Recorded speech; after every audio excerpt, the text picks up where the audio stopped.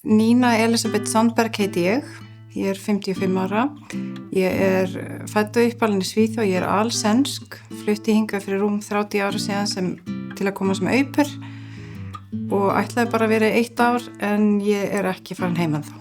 Bæði foreldrar mínir greindist með krabbamein og féllu fyrir því í lokin.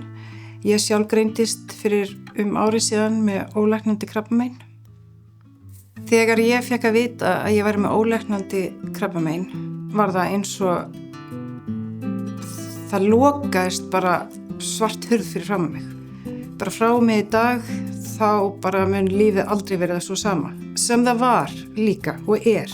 Ég var þá svo stillt inn á það að ég hefði bara, ok, þú hefur bara 3 mánuði eftir að lifa og þú að gera þetta og þetta og þetta.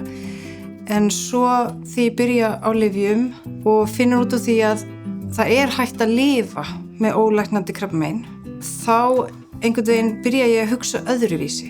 Fyrir mig var það mikilvægast að reyna að halda mér eins og ég var áður en ég greindist. Halda áfram að vinna, halda áfram að æfa, halda áfram að hitta vini og fjölskylda sem mest. Það er það sem ég vil gera núna.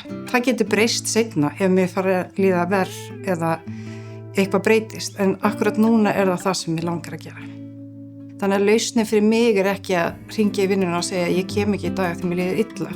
Heldur það er bara að rífa mig á fætur. Ég er svolítið lína langsögn þar og segja bara gjörðu svo vel, nú ferð þú á fætur. Það er bara í boði að fyrir sturtu að hafa þig til og dagurinn verður betri. Og það verður alltaf betri. Lífið er bara alls konar og þú bara þarft að takast á við það, en þú ræður því hvernig, engin annar.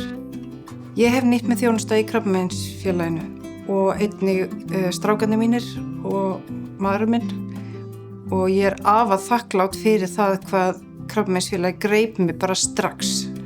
Bara daginn eftir að ég fikk greiningu fékk ég tíma í Krabbameinsfélaginu sem gjörsamlega bjargaði mér sko. Þetta er nefnilega svolítið skemmtilegt að bleiku slaufuna hefur rosalega mikla tengingu við mig og Svíþjóð. En mamma greinist þess að 2015 og bara stuttu áður en hún greinist hún búin að vera í heimsókn hjá mér og ég keypti bleiku slaufuna handinni því hún var hér.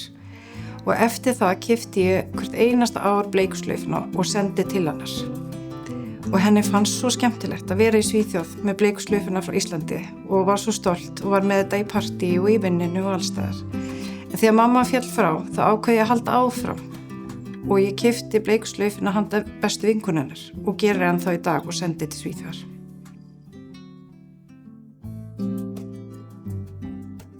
Þetta er sagan mín, en hún er ein af fjölmörgum. Kaupum bleiku slaufuna, Krabbameinsfélagið.